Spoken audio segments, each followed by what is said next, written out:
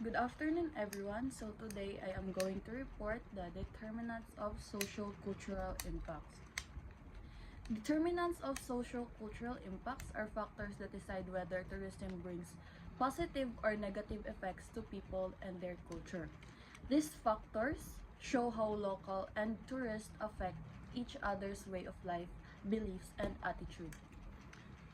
So, ang determinants of social-cultural impacts kay mauni ang mga factors nga mag-decide whether kung ang tourism ba kay maghatag og positive or negative impacts sa mga local people o sa ilang culture.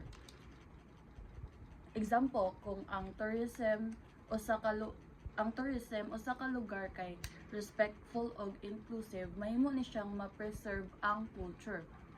Pero kung sobra kadagan ang mga tao, like walay control, mahimo ni siyang ma-distort ang local tradition.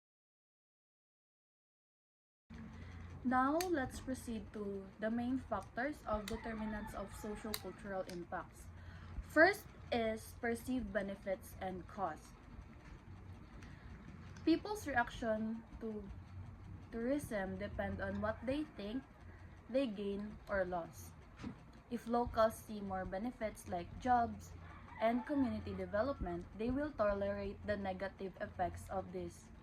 And this is called altruistic surplus principle. So, kini siya kay reaction siya sa mga locals to tourism. Kung ay like gadepende kung unsa ilang makita nga mag-gain o ma-loss. So, kung mas daghan silang benefit sama sa jobs o development, matolerate nila ang negative effects. Mao ni ang ginatawag na altruistic surplus principle. Example, kung naay mga resort na nag-hire og local residents, bisag naay traffic or noise, okay ra sa ilaha, okay ra sa locals, kay naaman sila income. Next is stage of tourism development. According to Doxey's Irritation Index 1975 and Butler's Tourism Area Life Cycle Model 1980, people's attitude towards tourism change over time. So, first, euphoria. Euphoria is excitement when tourism starts. Apathy is when tourism grows. Irritation is when the area becomes crowded. And antagonism when locals get tired of tourists.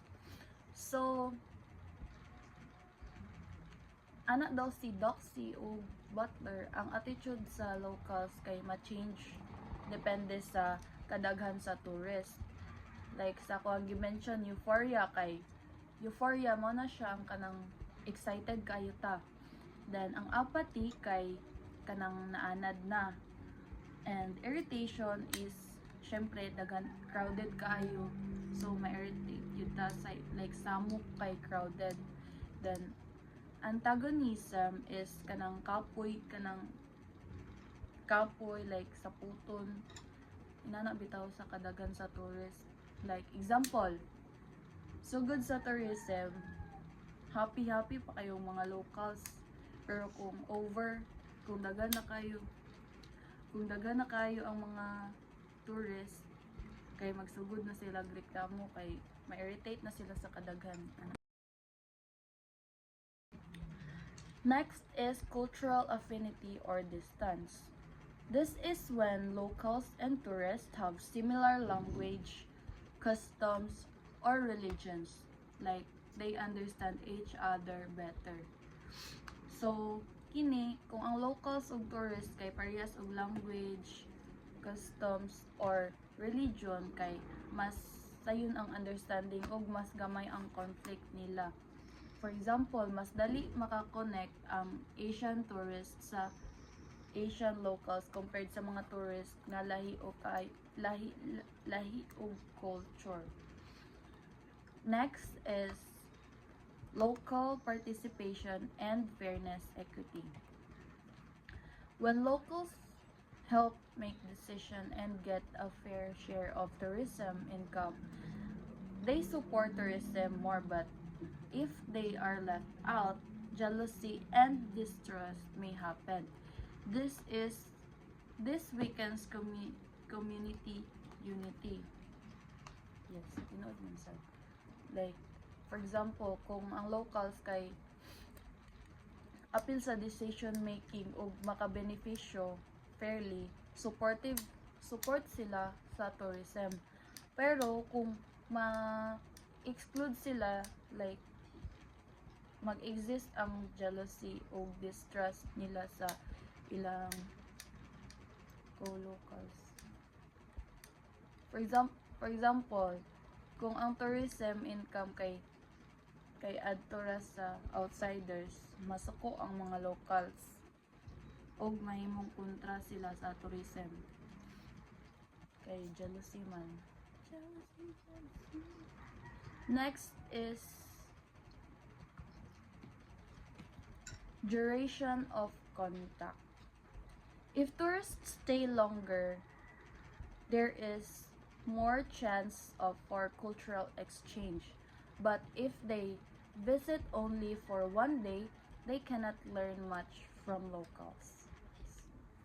For example, backpackers na nagstay og 1 month kay mas makasabot sila sa local culture kaysa day tour visitors. Next is type of tourist. According to Eric Cohen, there are two kinds of tourists na ay institutionalized tourist, mao ni siya ang katong join tour packages, stay in hotels and live in little contacts with locals. And ang isa kay non-institutionalized tourist, this is kadang mga drifters and explorers who stay longer, eat local food, and live like locals. Valen Smith also classified tourists as explorers, elite, offbeat, unusual, incipient mass, and character tourists. Explorers mix most with locals, while character tourists stay inside Western style facilities. Even if mass tourists don't talk much to locals, they still influence them through the demonstration effect, where locals copy what they see from tourists. Example, bisag ang mass tourist kay dili kayo makikistorya sa mga ma-influence ay lagi dili kayo makikistorya kay ma-influence gihapon ang locals pinaagi sa demonstration effect, like pagsunod sa mga fashion or lifestyle. Next is spatial concentration. Tourism impacts also depend on how tourism is controlled in a place. So, example, sa resorts nga naara tanan sulod, dili kayo ma-feel sa locals ang benefits. Nana siya. Kay kung ang tourism kay na-concentrate ra sa usa ka area, limitado man gud ang interaction sa locals ug ang tourists. Next is ratio of tourists or residents. If there are too many tourists compared to locals, it causes pressure and even conflict. Kay kung mas dagan pa ang tourists kaysa locals, maka-cause og pressure o conflict. For example, gamay nga isla pero libo-libo ang tourist kada adlaw. Stress jud kayo ang community kay syempre crowded kaayo. Next is seasonal patterns. During holidays or peak seasons, tourism causes crowding, higher prices, and traffic. So some locals avoid this by going on vacation themselves. For example, sa fiesta or summer season kay magbakasyon na lang ang mga locals kay daghan kayo og tourist sa ilang place. And last is residents' responses. According to AP and Crompton, locals react to tourists in different ways. First is embracement, next is tolerance, and next is adjustment, compromise, lastly, withdrawal. Example, sa una, welcoming, pero kung sobra na, ang uban locals mo withdraw o mulikay na lang sa tourist na nabitaw. So, mara to siya. Thanks for listening to my report.